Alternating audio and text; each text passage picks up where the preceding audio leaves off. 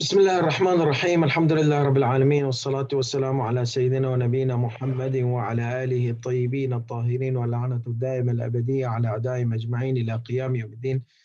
Assalamu alaikum, my beloved ones, wa rahmatullahi wa barakatuh. Inshallah, today we are going to continue our lesson 6 or session 6 about the verses of Ma'rifat, the Marifat of Allah subhanahu wa ta'ala, or recognition of Allah subhanahu wa ta'ala, or feeling Allah subhanahu wa ta'ala's existence surrounding us, around us, with us in every moment of our life. And that is the goal we need to aim for. That is the goal we need to work for to achieve that goal. And that is the goal that will bring us success in this world and the hereafter. And that is what this session aims for, inshallah, to help achieve the ma'rifat of Allah subhanahu wa ta'ala more and more in deep by having the pondering and reflection on the verses of Quran. So we will just go to our lesson slide, which is lesson 6. Where is the slide? Yeah, there you go. Okay. So in this session, I just need to give you an introduction about 3 systems of Allah subhanahu wa ta'ala.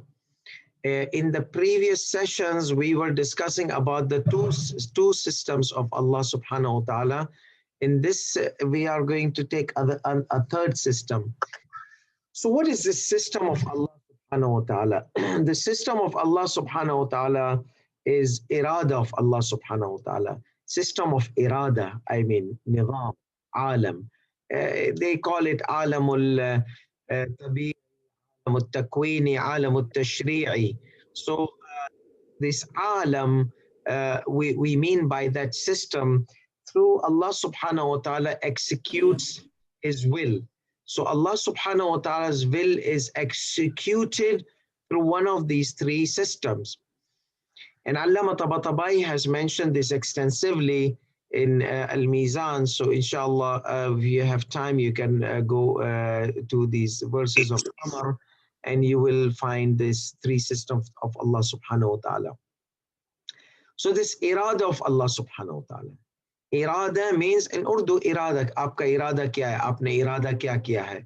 So basically, irada of Allah subhanahu wa ta'ala is divided into 3 types of irada. That means Allah's irada can be either irada tabi'iyya, irada khalqiyya, natural irada, and then it can be irada takwiniyya, amr, irada amriyya, or we can say supernatural, like using kun fayakun.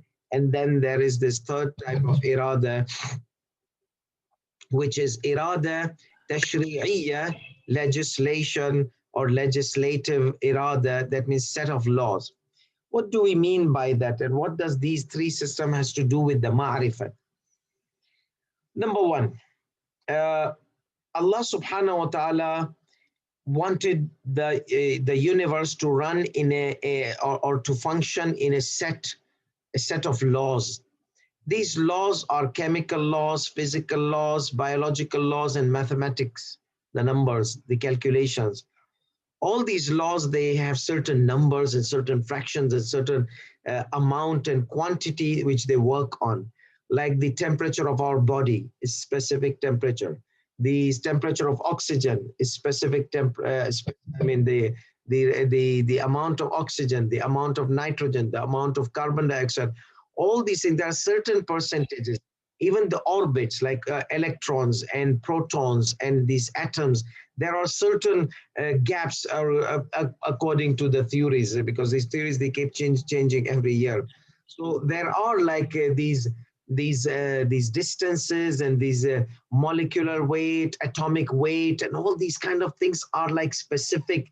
There are a lot of specifications, the fixed things in the universe, starting from the atoms, ending up into the big galaxies and solar systems and these huge celestial bodies and which surround us.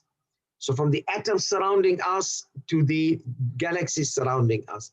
And we are just a small germ inside this whole universe of atoms and planets and galaxies.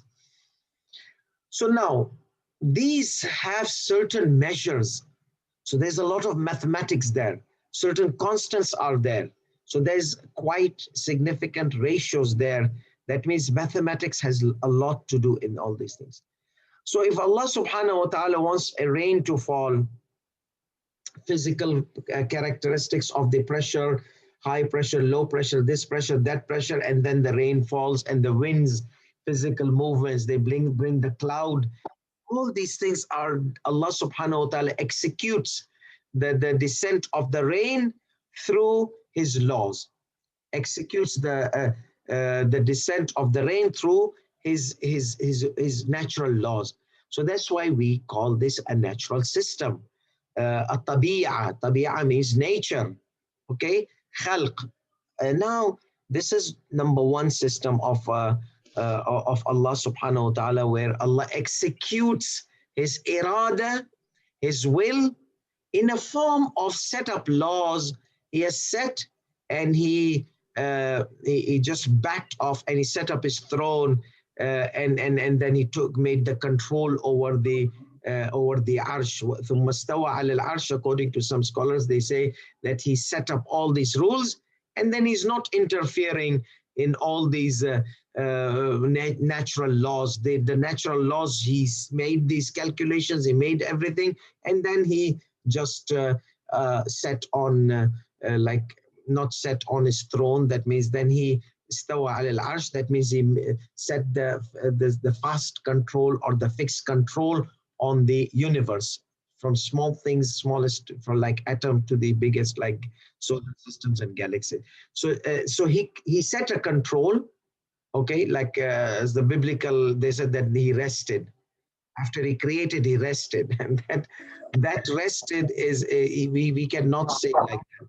And some say he sat on the throne, khalas, after him. No, he made everything in certain mathematical equations, laws, or biological, and he let them run the universe, these laws. So these laws, they govern the universe. Allah made them, these laws, Allah made these laws, so then he will not interfere in his laws. So his not interference doesn't mean that he sat on the throne and he left everything. No, it doesn't mean that he rested. No, it means that he still is. Without him, all these laws will collapse. So he still is an essence behind these laws, but he does not interfere. He allows these. But whenever he wants, he can bypass these laws. Whenever he wants, he can interrupt. So this interruption of God, this is what is that he set control and does not interfere in it, unless if he wants to, then he does. But he does not interfere every day and every moment. No, he allows the laws to govern the universe. So when he interferes, whenever he interferes, he will bypass the laws of biology. He will bypass the laws of physics. He'll bypass the laws of chemistry. He'll bypass the law of mathematical equations. He'll bypass everything and interferes to show that I'm still the essence in these laws. I'm not, these laws are not independent from me, because I still can control them and interfere and bypass them. And that is the second one, which we call it alam al-takwini, the performance of miracle. Okay, that means to bypass the laws of nature and bring supernatural events. Supernatural events, like what? Naturally, see, we say naturally, a baby is born with mother and father, especially in the old times. But when Allah subhanahu wa ta'ala intervenes supernaturally, Adam alayhi salatu wasalam is created without father and without mother. How did that happen? Because of the power of Amr. Innama amruhu إذا أراد شيئا أن يقول له كن فيكون. أمر. Look at these words of Surah Yasin. إنما أمر إذا أراد. What did we say? Irada. Irada of Allah. So there is irada, natural irada, setting up natural law. Then there is irada takwiniya. That means he interferes, he bypasses. So there is this irada. Irada. إذا أراد شيئا أراد irada, wills. أن يقول له كن فيكون. If he wants, he doesn't have to wait until the clouds will come by the wind and he will zap the rain without even the clouds are there. He will just bring the clouds by kun fayakun. No need to wait until the wind brings the cloud and the low pressure and high pressure and all those kind of atmospheric changes happens. And that happened in the time of Prophet Nuh alayhi salam. They were laughing on Prophet Nuh. They were saying, nothing is there in the sky. What are you talking about rain? There's not a single cloud to cover a bird.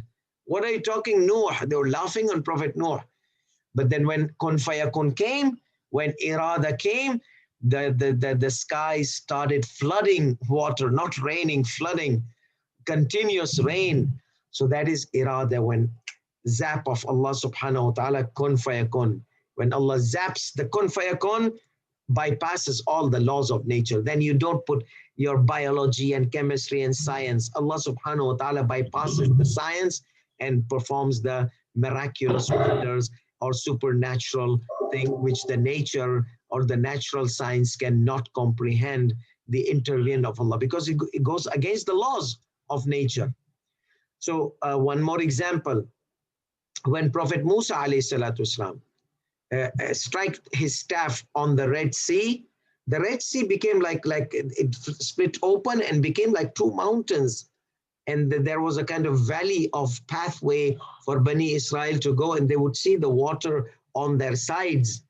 So, Kattawdil Azim. So the Quran says it was like a huge mountain.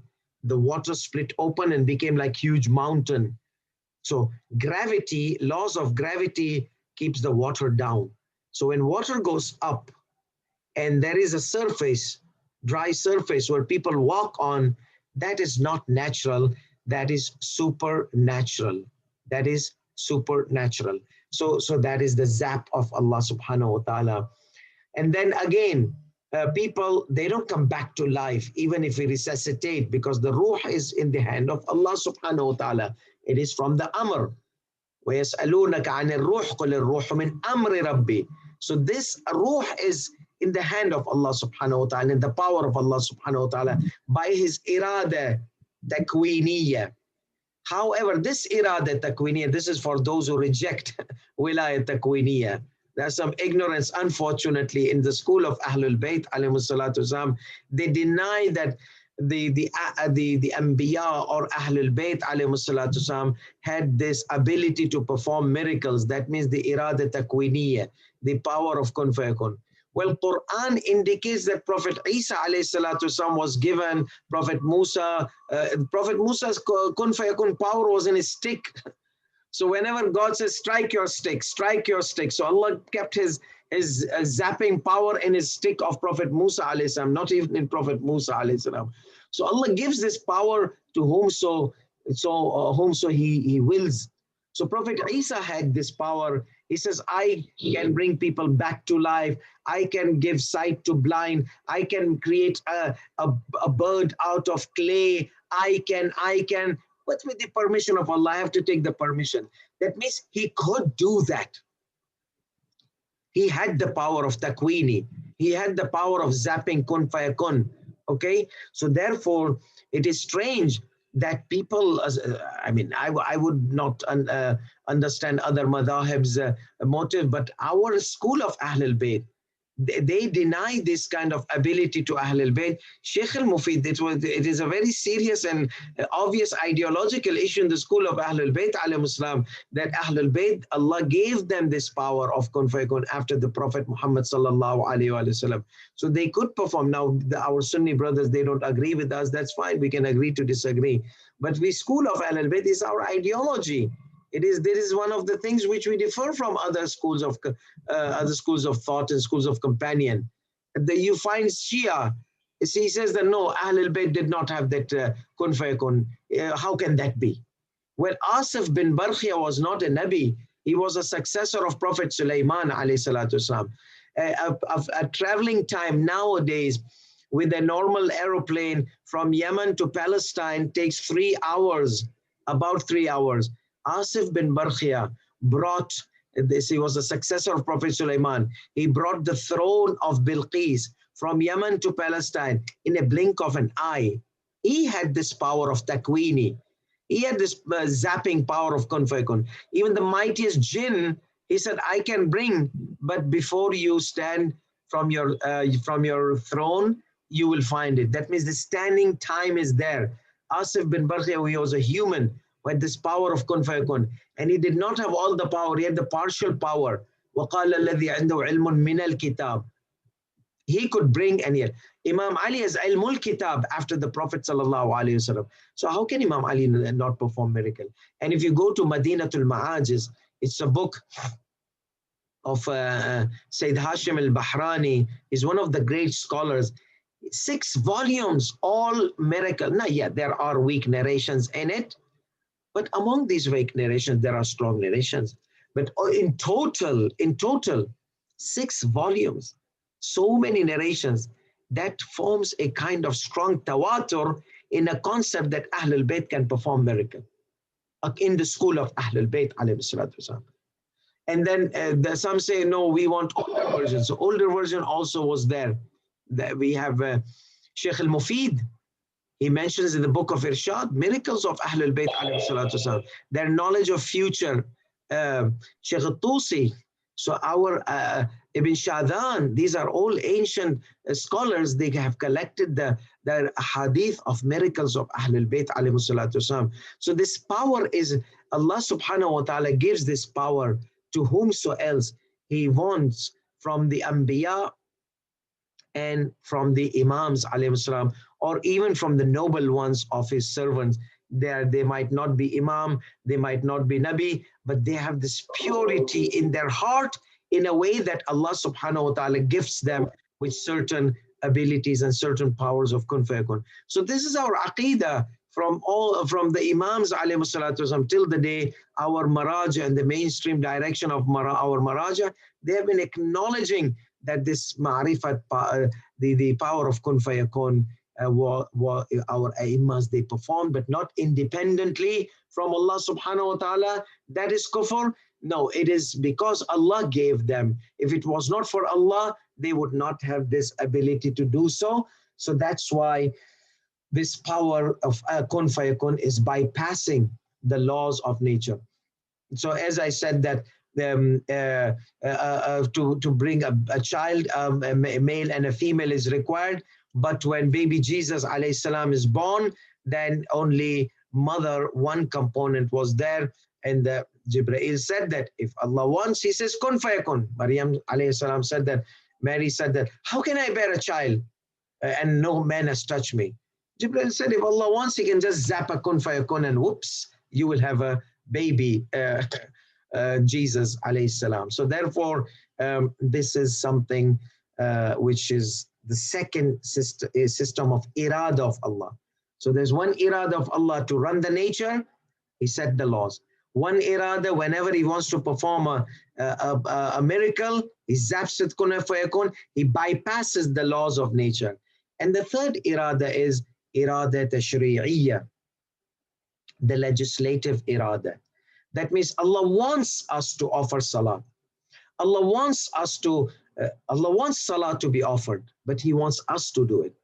Allah wants to see salat. Allah wants to see zakat, helping the poor, helping the charity. Allah wants to see people worshipping Him by salah. Allah wants to see the pilgrimage to Mecca, but He wants us to perform it. So that's why here He presents set of law. Ya ayyuhalladhina amanu kutiba alaykumus siyam. Oh, you believe the fasting has been prescribed upon you, and complete the ayat. So Allah has prescribed certain set of laws, rules and regulations. Through these laws and rules and regulations, we perform our duties and execute the irada of Allah. It is the will of Allah that salat established, but He made us He commanded us to do so. It is the will of Allah that the poor people are given their rights. So he established the khums and zakat. It is the will of Allah subhanahu wa ta'ala that Hajj is performed, pilgrimage performed. It is the will of Allah that people, they do good deed and bad, we stay away from bad deed. So he made this Amr bil Ma'ruf and Nahy Anil Munkar, so that we promote goodness and we prohibit or prevent evil or bad things from happening. So this is the irada, we call it irada tashri'iyya, legislative irada. So if you have understood this, the question comes here, what does these things have to do with Marifat? Indeed, these things are core methodologies to have the Marifat. We have been talking in our previous weeks about khalq, how looking in the creation, looking in the nature, the signs of God, okay? How looking at these things, execution of Allah subhanahu wa ta'ala and his manifestation of the laws of nature, physics, biology, chemistry, it allows us to come closer to God. Remember the camel, remember the stars we mentioned previous weeks. We have been talking a lot about this tabi'ah, this natural, the earth, the formation of the earth and the water reaching the plants and reaching all the areas through this formation of the earth. So that is one thing, natural irada, we have been discussing in our previous weeks, previous ayat of the Quran. We also tackled the Amr, kun fayakun. We said the day of judgment is from the Amr. The establishment of the earth was from the Khalq, from the natural. But day of judgment will be a zapping of kun fayakun, because Allah subhanahu wa ta'ala uses the word Amr. And why not? Because it has life and death and destruction. So you build slowly, but when corruption happens, Allah subhanahu wa ta'ala destroys in a zap of kun fayakun. And that is something we have been discussing. What something today is has been added, okay, what does kun fayakun has to do with ma'rifah? Because if I know that Allah subhanahu wa ta'ala can bypass the nature, so whenever God forbid, I am sick, I am going through natural problems, then the dua is required. And the dua brings this bypassing of the natural causes of the disease and sickness and lack of economical job, this, that. So Allah subhanahu wa ta'ala, with your du'as, He zaps in your life, kun fayakun, and makes something which was not possible to be possible. So that's why that encourages, that indicates that I have marifat of Allah subhanahu wa ta'ala, that I know that the doctors say, sorry, we cannot do anything. The doctors give up hope, but Allah subhanahu wa ta'ala is always there, hope of every hopeless, hope of every hopeless. And we all sense this, we all live this. Those who believe in God, even the non-Muslims, those who believe in God, they know that someone can override the natural order, the natural economical order, medical order, whatever orders you are facing these challenges, there is someone who can override it just by the zap of kun fayakun. So don't give up hope and don't stop doing dua, because you will get something. He can do it. If there is a benefit for you to have this overrided, the natural issues surrounding you, then like for example, sometimes you fight with somebody and then you regret, and now you want to mend the relation. Now the other party is stubborn, so you can't do anything. Naturally, he's not going to listen, he's not going to pay heed. So here you ask Allah subhanahu wa ta'ala and say this dua, segment or part of dua makarim al-akhlaq, wastaslih biqudratika ma fasada minni. Ya Allah, through your power, fix up thing which I have messed up. The mess which I created, you can fix it with your power. I can't. The guy is stubborn. The guy doesn't want to forgive me. But you can soften his heart, and you will see that things get better and reconciliation happens. So this Allah subhanahu wa ta'ala's involvement with the power of kun fayakun, and to fix our problems, fix our issues. This is ayn al-ma'rifah. This is the core of ma'rifah. That when natural things do not work out, there is someone there who can bypass. وَمَن يَتَّقِ اللَّهِ. Look at this one. Oh, the whole Quran is golden. This verse is also golden. وَمَن يَتَّقِ اللَّهِ يَجْعَل لَّهُ مَخْرَجًا. Whoever is God cautious, and whoever loves Allah subhanahu wa ta'ala, whoever fears displeasing Allah subhanahu wa ta'ala is bond with Allah subhanahu wa ta'ala, is ishq. Okay? يَجْعَل لَّهُ مَخْرَجًا. You see there are no way out, He will make ways out. Remember, kun fayakun, zapping, Bani Israel, there was no way. Fir'aun is behind them, Red Sea is in front of them, and then kun fayakun makhraj. Because not all, but at least Prophet Musa alayhi salam, and there were some amazing pious ones there. Because of them, Allah subhanahu wa ta'ala made a pathway. يَجْعَل لَّهُ مَخْرَجًا وَيَرْزُقْهُ. Look at the words of this ayah. And He blesses that person who's God-loving, God-cautious, who avoids displeasing Allah.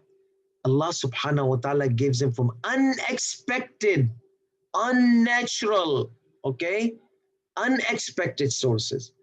Min haythu la yahtasib. Allah blesses him, gives him from where he does not expect it. So I hope this is clear. It has straightforward things to do with ma'rifat. Because the reason we were mentioning the verses, some of them were lost. What does these verses have to do with ma'rifat? No, these verses have been selected for the sake of the ma'rifat, to have the ma'rifat and to understand the ma'rifat. So therefore, I hope that it is understood that this ma'rifat can be achieved naturally by looking at the nature. Ma'rifat also can be achieved by having faith in Allah subhanahu wa ta'ala, that He is capable of bypassing the laws of nature, and whatever natural challenges they can be bypassed by the power of kun fayakun, and that happens by the power of dua and sadaqah and charity. All these things. What does charity has to do with the sickness? That poor guy is there. That person is in the hospital. It has to do. That is where the ma'rifat comes in. Ma'rifat of Allah subhanahu wa ta'ala. And again, can the ma'rifah, now we said that natural, you see the nature and gain ma'rifah. You can also gain ma'rifah through zap of kun fayakun. Remember Imam Hussein alayhi salatu wasalam's word? Remember the event we said that the guy wants to come inside and we have a power outage and it's total dark, and he says, where are you? And I tell him, oh, okay, touch that door and touch after the wall, and after the wall touch the shelf, and after the shelf touch it, and then after the chair, you will find me here. So he said, why don't you just turn on your flashlight, okay, and I'll come direct to you. Why do you have to give me in the loop of theory of causality? Cause and effect, and cause and effect, touch this door and touch this wall, and this wall will lead to this wall, and this wall will lead to this shelf and this shelf. Why do you have to go all this natural way? Just give me a flashlight. Imam Hussein alayhi salatu says that, just Ya Allah, zap your light in my heart, which is there. But Imam Hussein alayhi salatu is teaching us that you can also gain direct ma'rifat. But that direct ma'rifat needs to be based on intellectual foundation. Not just like weird marifah, God has leg and God has feet and God has a father and God is son and God is this and God is that, and all these things are not acceptable because these are irrational, non-logical. So first you have to use the logic to conclude that behind this nature there's a God, and then you have to use also the logic that God has so much power that He can bypass. He can bypass all the laws of nature. He can bypass all the laws of nature and help you out from unexpected sources where you had never ever expected. The help comes from there. Naturally, 313 poorly equipped people will be defeated in front of an army of 1,000 men.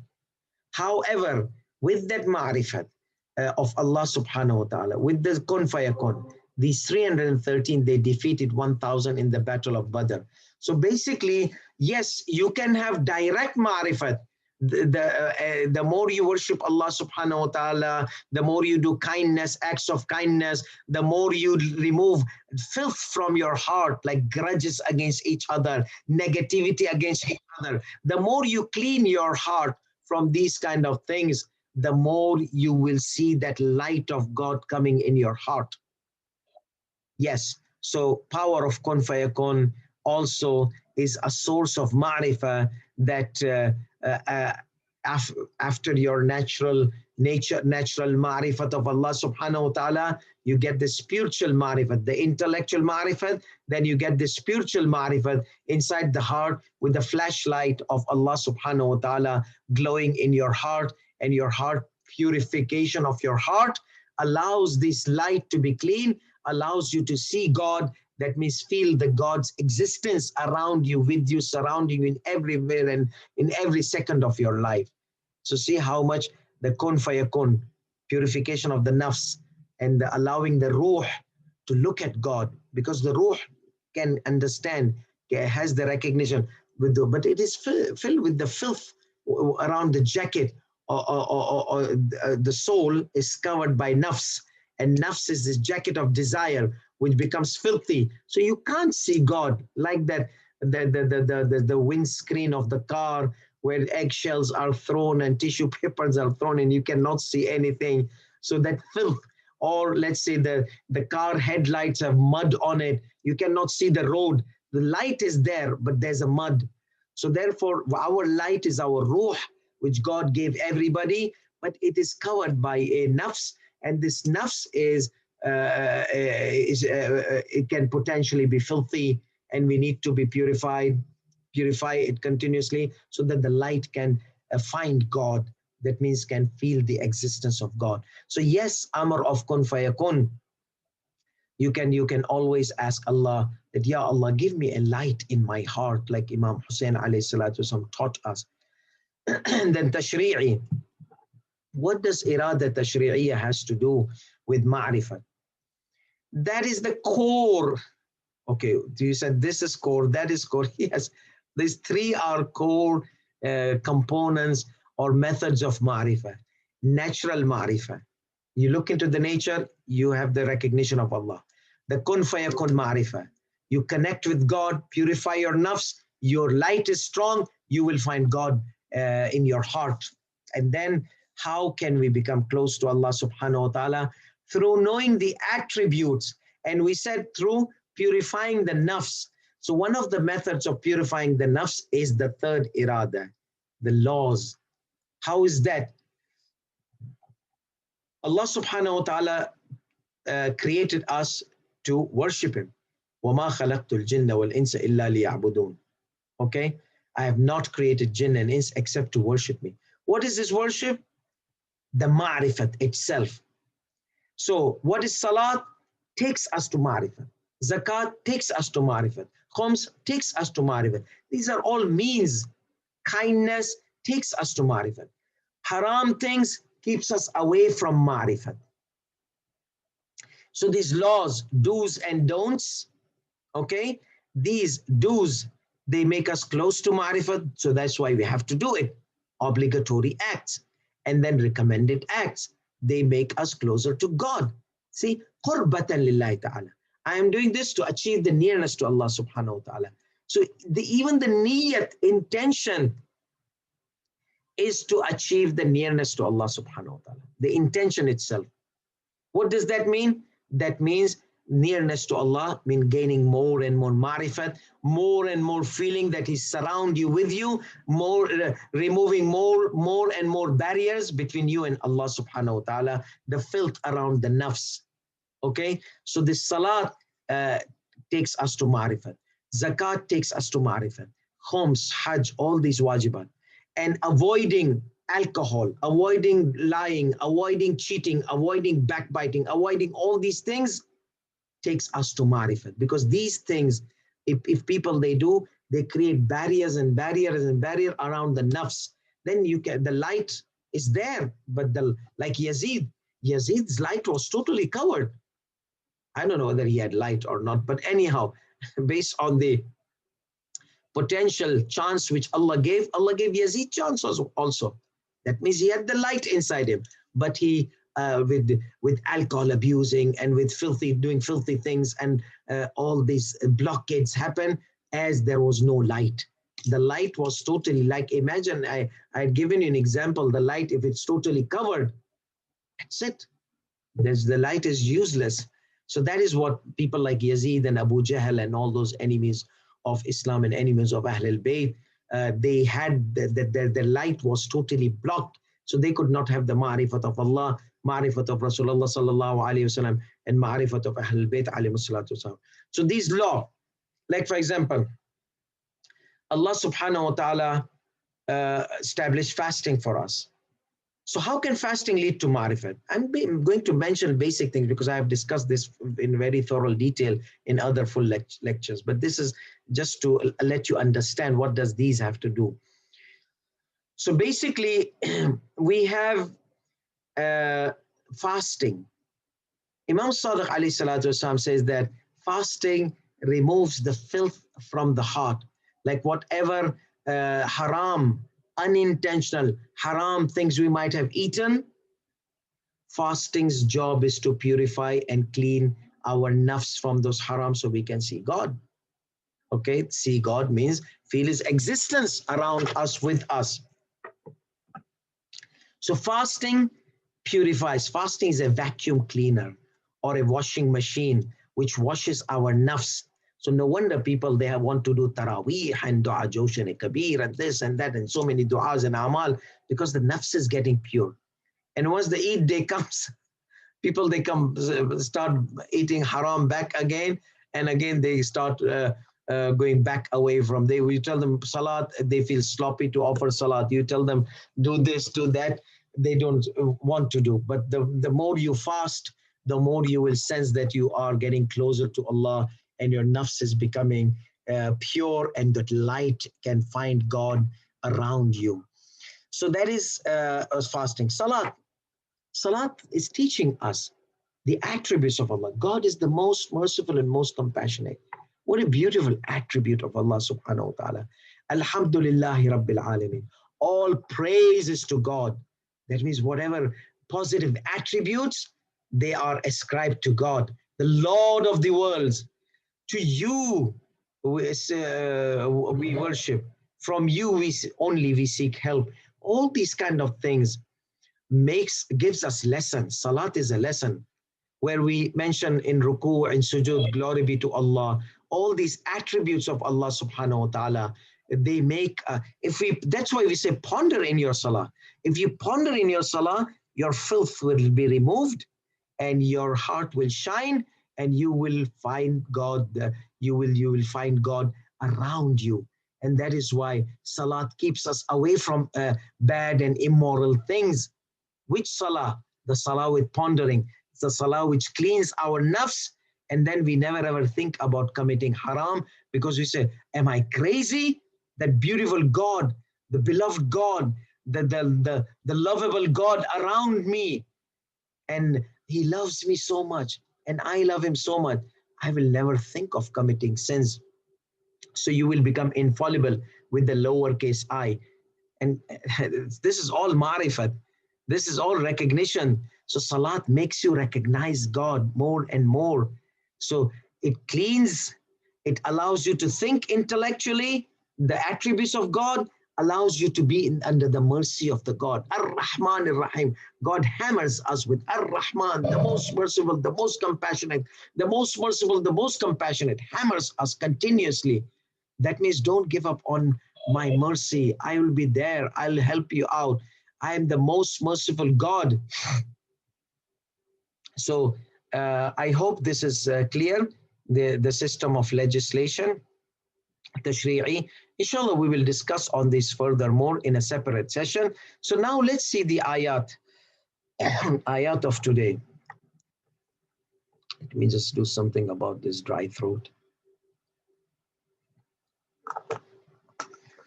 Allahumma salli ala Muhammad wa ali Muhammad. What I did today, because the verses which were given to me, like 20 verses to reflect upon, they had this message of Marifat, because Marifat can be understood with these three methodologies.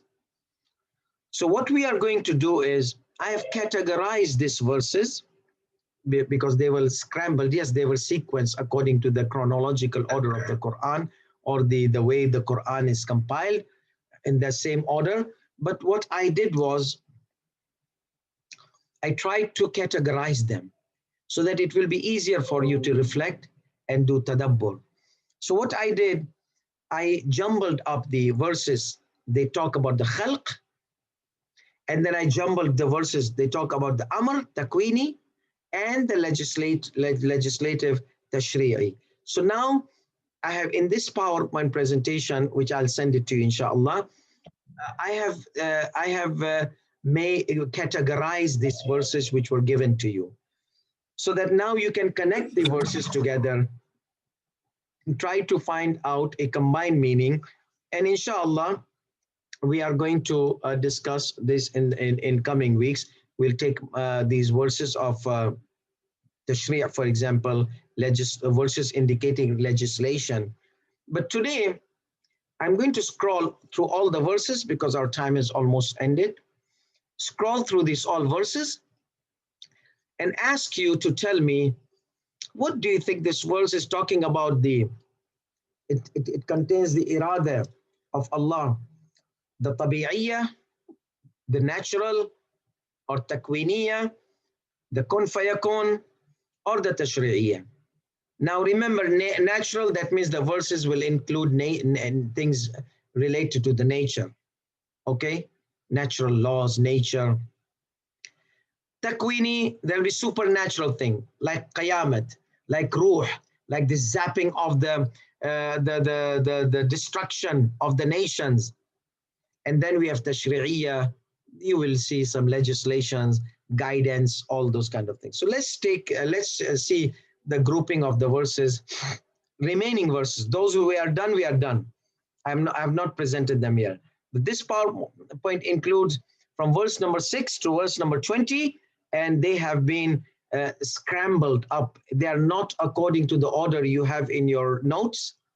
I've jumbled them up and combined them in a way that when we discuss next week, we will discuss them integratively together. So this verse, now ponder in this verse. I'm just going to not do tafsir, not present the tafsir of the scholars in it. I'm just going to mention the gist of the verse, and the English of Ali Quli Qira'at is there. You will tell me, and also you can look at the title also. I've just kept the title, but these titles you might add something more. Okay, so just ponder with me and let me know in your chat, in your chatting window, what does this verse talk about? Is it from the irada takwidiyya or irada? What is the irada of Allah manifested in this verse? أو كظلمات, the darkness. في بحر لجي, deep sea. Okay, obviously you know. يغشاه موج, waves, over waves. Okay. من فوقه, and then there is this cloud, sahab. ظلمات بعضها فوق بعض, this darkness of sea, darkness of darkness. إذ أخرج يده لم يكد يراها, when he takes his hand out, okay, he cannot see, he can hardly see his hand. And now this is a segment. It indicates its relation of one of the iradats of Allah. And obviously, you know, that is natural because ocean, sea. But the meaning behind is different. And this is talking about Marifat also.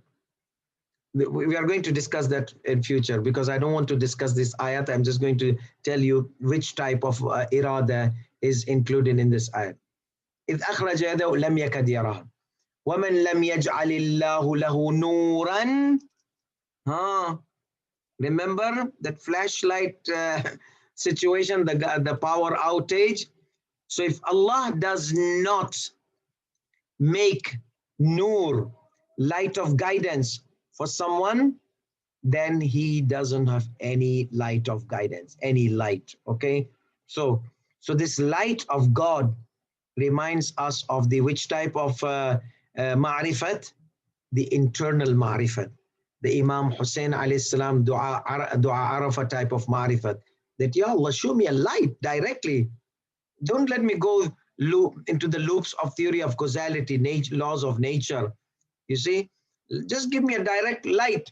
So this is obviously from the kun fayakun. Remember, the soul, the nafs, all these things are not physical things. They're metaphysical. So they are from the system of Amr. So for that, so this ayat has two components of those. One is the example Allah gave is example of irada, natural irada, because Allah made these laws of physics, which makes the ocean in this kind of darknesses, and the light cannot go through physics. It's all physics, and perhaps there is a biology and chemistry involved in it, and obviously mathematics, the laws of density and the measurements. Okay, so this is one ayat. Let's check this ayat. This is ayat 13. The ayat 13, guess what does it talk about? Okay, we're not doing tafsir, we're just looking at the iradat. What type of irada is there? أو من كان ميتا فأحييناه is somebody who was dead and we brought him back to life. Bringing back to life. What type of irada is this? Obviously, the kun fayakun, the zap, because it is a ruh. وَجَعَلْنَا لَهُ نُورًا يَمْشِي فِي النَّاسِ. And we gave him light. Remember the Imam Hussein's light?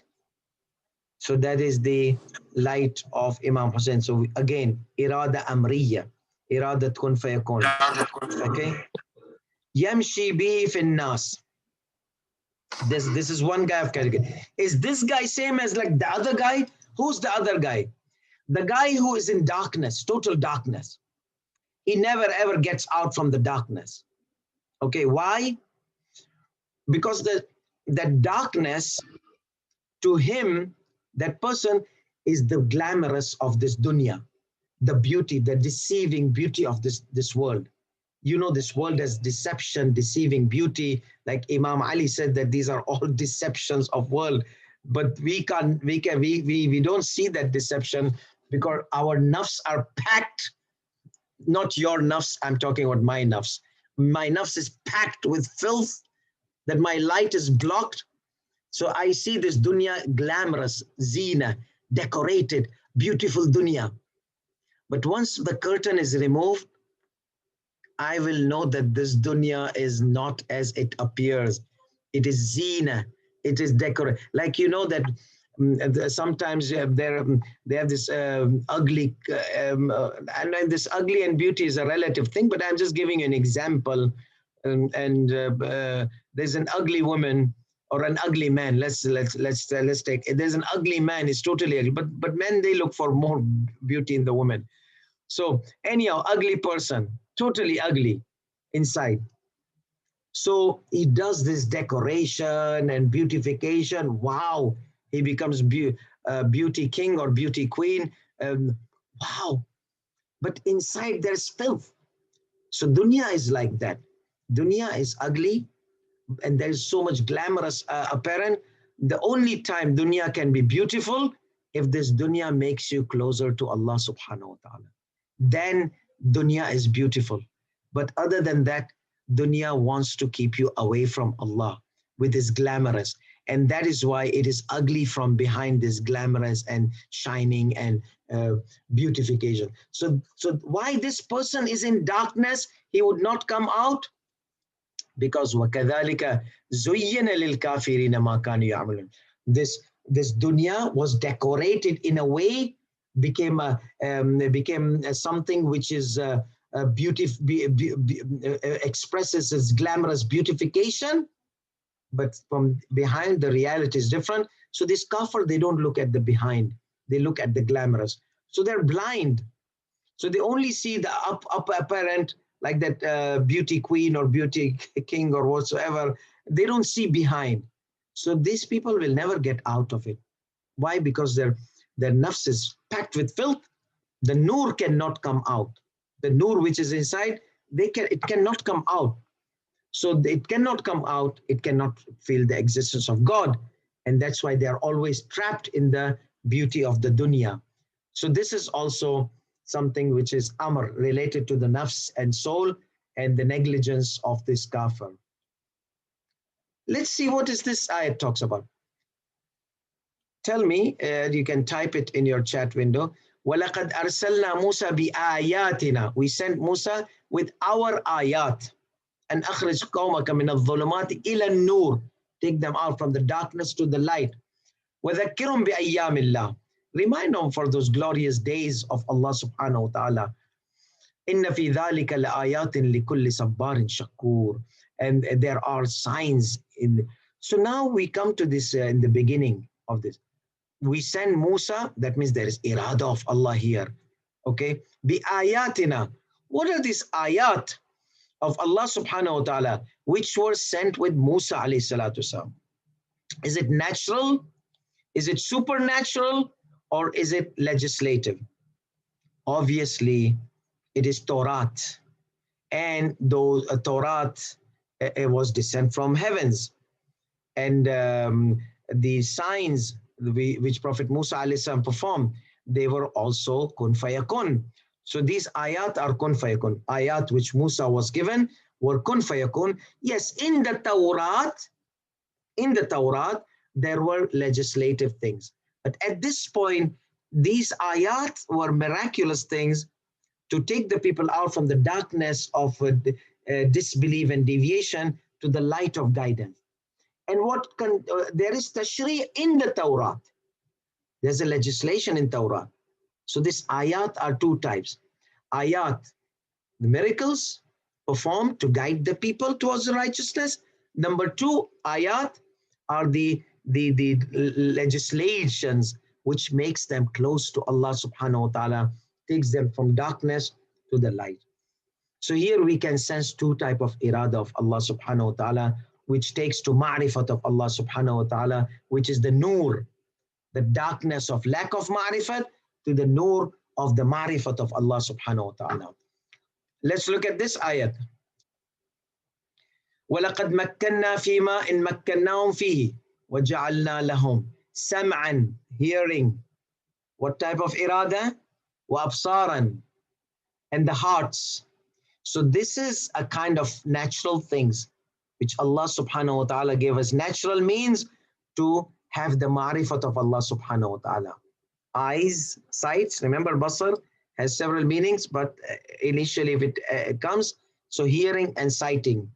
And then af'i, the heart, intellect, that is from the metaphysical system of kun fayakun, but related to the ruh. So this has amr in it, and this has natural in it, nature and supernatural things in it. But it did not help them out. All these signs we gave them, gifts we gave them. So it did not help them in what? In achieving Marifat of Allah subhanahu wa ta'ala. So these are tools of Marifat. These, they take us to Marifat of Allah. They were not helpful to them. فَمَا أَغْنَى عَنْهُمْ وَلَا أَفْئِدَتُمْ شَيْءٍ إِذْ كَانُوا يَجْحَدُونَ, because they were continuously stubborn to the signs of Allah subhanahu wa ta'ala. Signs of Allah. What are the signs of Allah? Again, these are natural signs of Allah. These are miraculous signs of Allah like the Quran. And these are also the legislation inside the Quran, which brings us close to Allah. So these three things are totally pure direction to the Marifat of Allah subhanahu wa ta'ala. Let's see this ayat and we'll be done and we'll complete the rest of the ayat next week. وَمَنْ أَظْلَمُ مِمَّنْ ذُكِّرَ بِآيَاتِ رَبِّهِ فَأَعْرَضَ عَنْهَا. Again, ayat. Who is more wrongdoer, more worse person than someone who is reminded by the signs of Allah? What kind of reminder Allah gives? Allah gives us reminder. Look into the nature. Look into your nafs. Okay? Ponder in Allah. Intellect. So signs. Look into the Quran. Look into the miracles. So irada, natural irada, and then there is this nafs and all these kind of things, the metaphysical related to kun fayakun, and then we have the ayat, the legislation in the Quran. Who is worse than he is reminded continuously with the signs to perceive Allah subhanahu wa ta'ala, to have the marifat of Allah subhanahu wa ta'ala, because salat also reminds us. Salat also reminds us. But inna ja'alna ala qulubihim akinnatan. Okay, the hearts have some kind of cover. They cannot understand. Their ears are blocked. So all these natural things, metaphysical thing. So everything which is related to nature, related to the nur of Allah doesn't come there. Why? Because their hearts have been blocked. Why? Because they chose. They were indulged too much into wrongdoings in a way and evil things that their hearts were covered. And that is why they cannot, if you invite them, they will not be able to get the guidance. They will never see that they will never be able to achieve the marifat of Allah subhanahu wa ta'ala. So this has something to do with the marifat. So we will stop here. Obviously, this ayat is easy. It's khalq, irada tabi'iyya. Allahu alladhi khalaqa as-samawati wal ard. Created the heavens and the earth. Mithlahunna. Wa min al-ardi mithlahunna. So 7 heavens, 7 earth. And then all these things, inshallah, we will be pondering. It was just to give you an idea that how the rest of the ayat, the legislation irada, do not get married with disbelievers, male and female, they cannot get married. All should not go to defend Islam. There are some, they need to go and learn religion, legislation. And then here also we have woman ya'shu, whoever avoids on the dhikr of Allah subhanahu wa ta'ala. So here also, you continuously remind them, salat, dhikr of Allah, they avoid. So there's a reminder of sharia, tashri'ah. They keep avoiding it. So deviation from the third type of irada. And then ruh, irada amriya. Then ghaib, irada amriya, and something which is a revelation by itself is from amr, from kun fayakun. Because revelation is not something natural. It is supernatural. Natural ways of getting knowledge is like reading books or listening to the lecture. But if supernatural means of sources, that's why the atheists, they don't understand revelation. They say, no, we science cannot prove revelation. What can we do? Good for you. So, and then destruction, amr, and punishment, amr. Destruction and again punishment. I have mentioned the numbers of the surahs here and the way I have made them sequence. So by this sequence, inshallah, we'll be discussing in coming weeks the ayat. I just wanted to jumble them in a way that once we start a theme of amr, let's stick to the amr. Once we start the theme of khalq, natural means of ma'rifat, we stick to that. Amr mean of ma'rifat, we stick to that. And then the tashri'i means of ma'rifat, we stick to that. So people say, what is the getting married to non-Muslim to do with ma'rifat? Yes, there is so much influence that your ma'rifat, which is there, it will be uprooted and taken away. So yes, that sharia, Islamic law has to do something with the ma'rifat. Again, the day of judgment is from the amr, we said. So these are the verses, inshallah, which we are supposed to take in our coming weeks. But we will take it in a holistic way, in an integrated way, until next week. So we ask Allah subhanahu wa ta'ala to bless us with more and more reflection and inspiration to go dwell into this beautiful book of Allah subhanahu wa ta'ala. وآخر دعوانا الحمد لله رب العالمين وصلى الله على محمد وآله الطيبين الطاهرين. Thank you so much for coming. May Allah bless you all and reward you all and give you more and more inspiration. Let me see, there's a question here.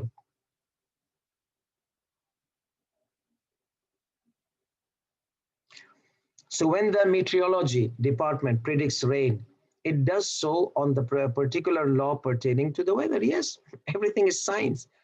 They are not like Anbiya or predictions. They are just, they have calculations. I told you mathematics. Okay, what time, what moment, what the cloud will be there. They give prediction, but many times they say 99% there are chances of rain. But Allah subhanahu wa ta'ala somehow zaps away the whole rain and there's no rain. What happened to that? Because I've seen that 99% chances of rain are there. Still they say chances because they know that Allah subhanahu wa ta'ala can bypass anytime if he wants and intervene. However, the predictions are incorrect. It's Allah's reminding us of His supremacy. Yes, obviously.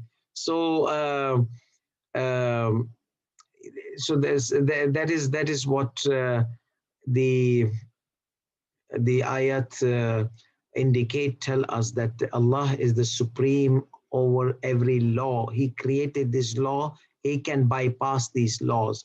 The science did not create this law. They can use the laws. They can modify the laws. But when Allah wants, even the scientist laws will be bypassed. Yes, so inshallah, if there is any other question, please feel free to ask. Assalamu alaikum wa rahmatullahi wa barakatuh.